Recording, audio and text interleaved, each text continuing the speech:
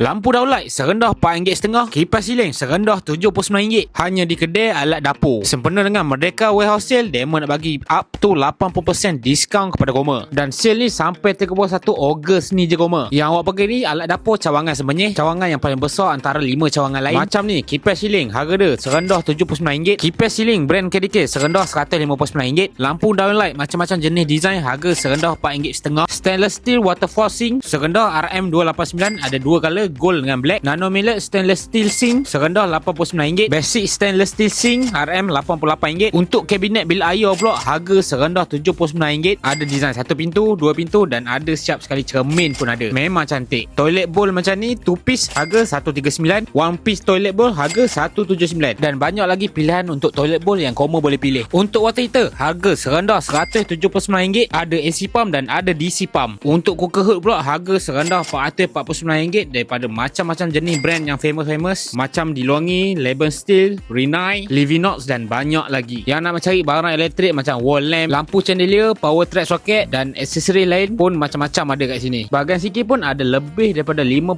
jenis pilihan. Ada ceramic sink, farmhouse sink dengan workstation sink. Datang sini confirm Koma gambar mata. Senang cerita, semua barang keperluan rumah lengkap ada dekat satu kedai dekat alat dapur. Jadi Koma jangan lepaskan peluang. Datang sekarang dekat alat dapur cawangan sebenyih, cawangan yang paling besar antara 5 cawangan, sempena dengan Merdeka Warehouse Sale.